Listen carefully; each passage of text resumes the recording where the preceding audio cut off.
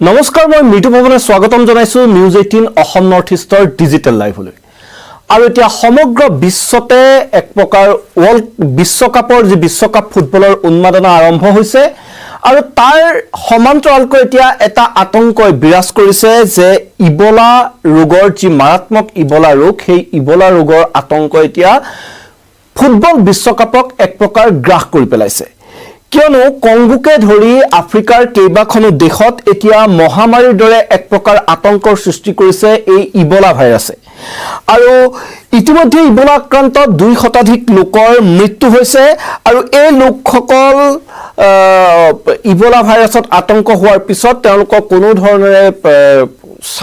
তেওঁলোকৰ স্বাস্থ্য উন্নত নহল তেওঁলোকক চিকিৎসা কৰি তেওঁলোকক বচাব পৰা নগল আৰু ইবোলা ভাইৰাছৰ মৃত্যুৰ হাৰ আফ্ৰিকাৰ দেশসমূহত দিনক দিনে বৃদ্ধি পাবলৈ ধৰিছে এতিয়া তাকে লৈ বিশ্বকাপ ফুটবলত আতংকৰ সৃষ্টি হৈছে কিয়নো আমেৰিকা কানাডা মেক্সিকোত 11 জুনৰ পৰা এই বিশ্বকাপ ফুটবল আৰম্ভ হ'ব প্ৰায় এমাহ 9 দিনৰ বাবে এই বিশ্বকাপ ফুটবল চলিব আৰু এই বিশ্বকাপ ফুটবললৈ আফ্ৰিকা মহাদেশৰ কংগো সহ মুঠ 10খন দেশে যোগ্যতা অৰ্জন কৰিছে আফ্ৰিকা মহাদেশৰ পৰা এই দেশসমূহৰ যিসমূহ দেশে যোগ্যতা অৰ্জন কৰিছে তেওঁলোক যাব আমেৰিকাৰ দেশসমূহত এতিয়া ফুটবল বিশ্বকাপ খেলিবলৈ কিন্তু তাৰ লগে লগে আমেৰিকাৰ যি কানাডা মেক্সিকো আমেৰিকাত এতিয়া তীব্ৰ আতংকৰ সৃষ্টি হৈছে কিয়নো এই আফ্ৰিকাৰ দেশসমূহৰ পৰা যিসকল লোক যাব যিসকল খেলুৱৈ যাব তেওঁলোকৰ সাপোৰ্ট ষ্টাফ যাব কেৱল তেওঁলোকই নহয় তেওঁলোকৰ লগত প্ৰতিখন দেশৰ লক্ষ লক্ষ ফুটবল অনুৰাগীয়ে খেল উপভোগ কৰিবলৈ যাব আৰু সেই বৃহৎ পৰিসৰৰ লোকৰ দেহত ইবোলা ভাইৰাছ আমেৰিকাৰ দেশসমূহলৈ এতিয়া যাব নেকি তাক লৈ এতিয়া সকলো আতংকিত হৈ পৰিছে যেহেতু বিশ্বকাপ ফুটবলৰ বাবে এবাৰ যোগ্যতা অৰ্জন কৰিছে আলজেৰিয়া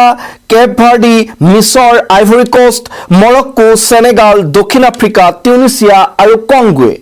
এই 10খন দেশৰ কিন্তু কংগোতে এতিয়া ইবোলা ভাইৰাছে ইবোলাই এতিয়া মহামাৰীৰ ৰূপ ধাৰণ কৰিছে আৰু এই দেশখনত দৈনিক এতিয়া ইবোলাত আক্ৰান্ত লোকৰ সংখ্যা বৃদ্ধি পাবলৈ লৈছে আৰু এই দেশৰ পৰাই যদি এতিয়া আমেৰিকাত ফুটবল খেলিবলৈ বা ফুটবল খেল উপভোগ কৰিবলৈ তাৰ অনুৰাগীসকল যায় তেওঁলোকৰ দেহত ইবোলা ভাইৰাছ গুচি যোৱাৰ সংখ্যাই এতিয়া অধিক প্ৰবল হৈ পৰিছে আৰু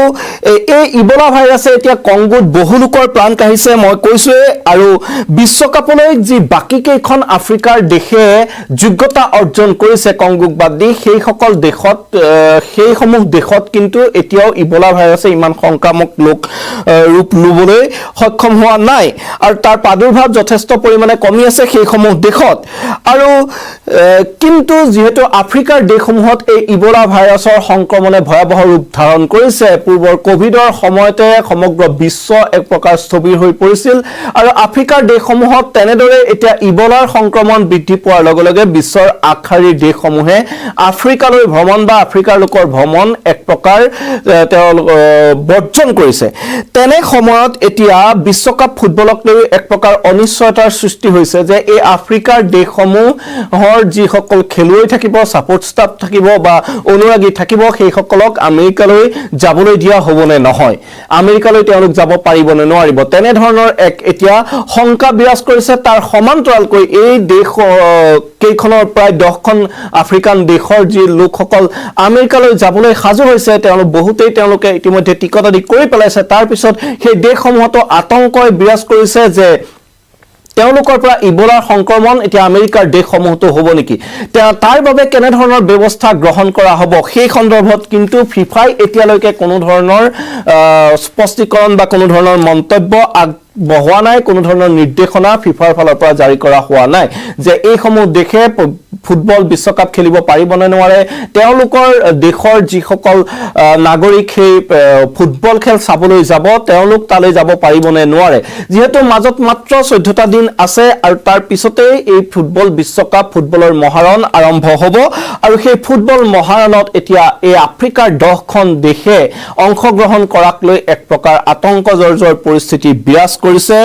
আমেৰিকাৰ কানাডা মেক্সিকো আমেৰিকাত এতিয়া এক প্ৰকাৰ আতংকজৰ্জৰ আশ্চৰ্যৰ পৰিস্থিতিয়ে বিৰাজ কৰিছে যে এইসকল লোক যদি তালৈ যায় তেওঁলোকৰ পৰা ইবলাৰ সংক্ৰমণ তাতো ব্যাপক হাৰত হ'ব নেকি তাৰ সমান্তৰালকৈ যদি ফুটবল বিশ্বকাপৰ প্ৰেক্ষাপটত চাওঁ বিশ্বৰ বিভিন্ন প্ৰান্তৰ পৰা তালৈ লোক আহিব আৰু আফ্ৰিকাৰ লোকসকলৰ শৰীৰত যদি এনে ধৰণৰ ইবলা ভাইৰাছ আহে তেতিয়াহ'লে বিশ্বৰ বিভিন্ন প্ৰান্তলৈ এই ইবলা ভাইৰাছ বিয়পি পৰাৰ এক সম্ভাৱনা অধিক প্ৰবল হৈ পৰিব বিশ্বৰ প্ৰায় প্ৰতিটো চুকে কোণে প্ৰতিখন মহাদেশৰে দেশে ইয়াত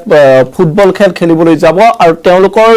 দেশৰ অনুৰাগীসকল তালৈ যাব আৰু সেই অনুৰাগীসকলৰ মাজত মিলামিছা হ'ব সংস্পৰ্শলৈ আহিব আৰু ইয়াৰ ফলত যদি ইবলা ভাইৰাছে সমগ্ৰ বিশ্বতে মহামাৰীৰ ৰূপ লয়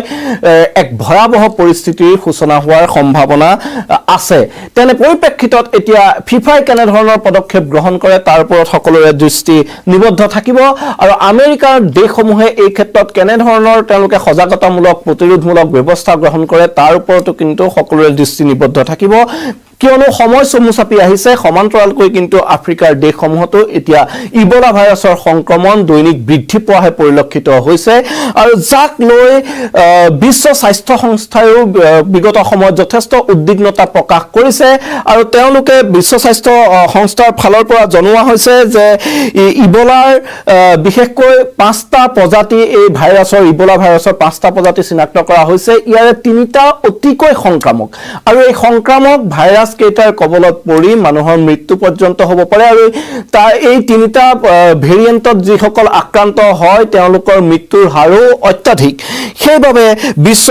স্বাস্থ্য সংস্থাই এক প্ৰকাৰ সতৰ্কতাবাণী জাৰি কৰি থৈছে তেনে পৰিপ্ৰেক্ষিতত এতিয়া এই ফুটবল বিশ্বকাপত আফ্ৰিকাৰ দেশসমূহে অংশ লোৱাক লৈ আমেৰিকাৰ দেশসমূহত আতংকৰ সৃষ্টি হৈছে সমান্তৰালকৈ বিশ্বৰ আন আন দেশৰ লোকসকলো এক প্ৰকাৰ শংকিত হৈ পৰিছে যে আফ্ৰিকাৰ পৰা আমেৰিকালৈ আৰু বিশ্বকাপৰ পৰাই ভয়াৱহ ৰূপত সংক্ৰমণ ঘটিব নেকি ইবলা ভাইৰাছৰ তাক লৈ যথেষ্ট এতিয়া আতংকিত হৈ পৰিছে সকলো এনে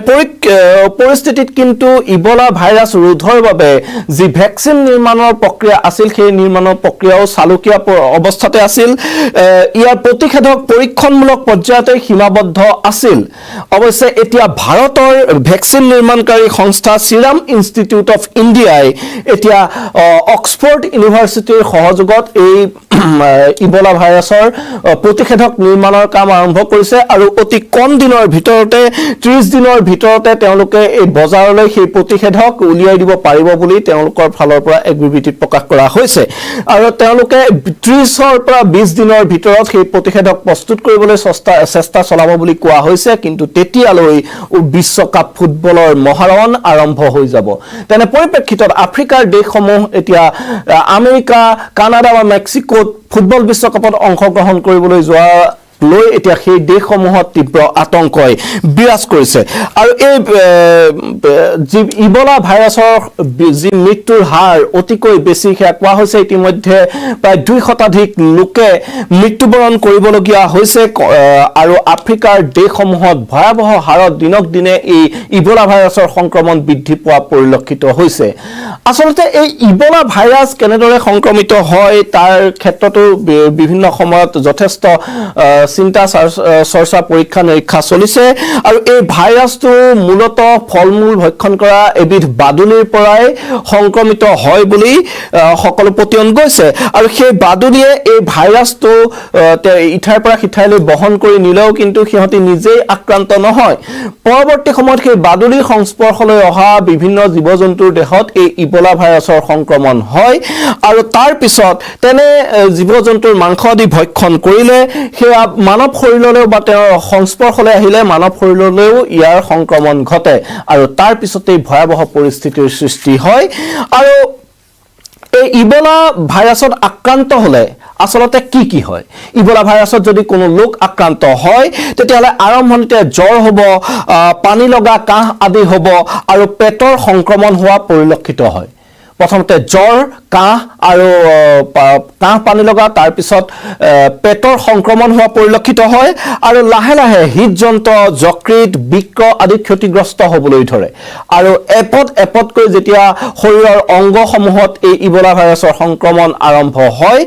প্ৰতিটো অংগ